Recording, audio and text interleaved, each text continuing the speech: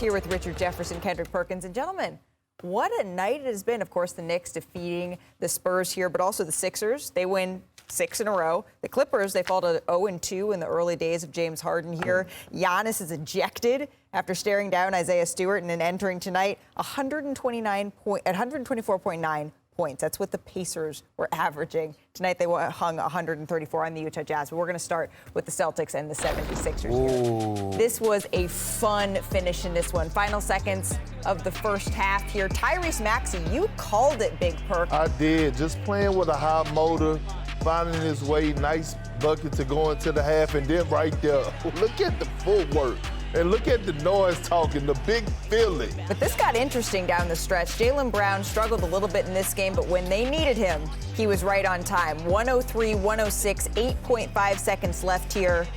Get the ball into Kristaps Porzingis. That's the shot they wanted, but they couldn't quite get it to fall. So once again, the 76ers now up to 6 in a row. What did you learn about them tonight, Rich? Well, to me, when I watch the 76ers, they do have a continuity. I think Maxey is doing a very good job of kind of picking up that spot where James Harden was, that pick and roll guy. He's going to distribute. He's going to score.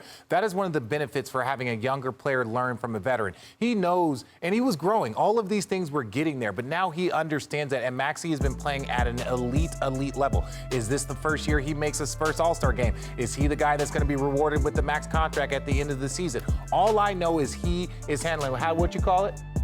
What'd you call it? His business. He stood on business. Yeah, whatever Perk said about the stood on business. That's what he was doing. Now go into it, because I see you getting riled up. No, I am, because of you, because pregame it was all the Celtics. This is a statement game for the Celtics.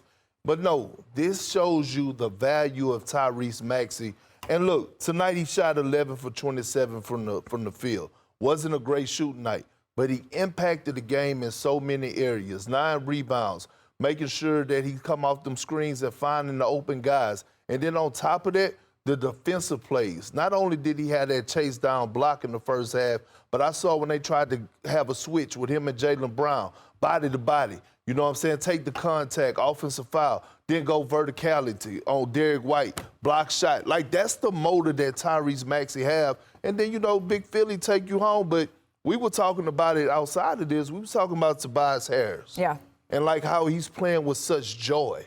But he's playing with joy because when you walk into an arena or into practice knowing that you're going to actually be involved in the offense, that you don't have to stand in the corner and wait the last second just to foul up a 3 that a coach is going to trust to call plays for you. This Philly team, I'm telling you, they serious, and they're not far away from the Celtics or the Bucks. We talked about both of these teams, or both of these games, rather, on our air tonight being litmus tests. The 76ers, we'd seen them play the Milwaukee Bucks early with the James Harden cloud still sort of hanging over them. They weren't able to get the win there. Since then, they have been rolling and facing a real titan in the Eastern Conference like the Boston Celtics tonight. It feels like they proved something. No, they did prove something. Like, to me, it was like, how's Boston going to answer after that overtime loss that they just had, their first loss of the season? Yep. And it was like the Timberwolves and Anthony Edwards he put on the show. Now you get Joel Embiid and you get Maxey. And so they had to go on the road, back-to-back road games, even though you had a day's rest. But to me, this was a good test for Boston. But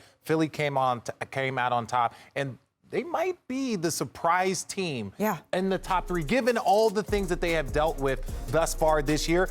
Maxey playing well, everyone playing well, brand new head coach, and they're in the top 3. It felt like they were a 3 with a question mark after it. And now it's like, okay, 3. Maybe they're a little bit gelling ahead of schedule even after the departure of James Harden.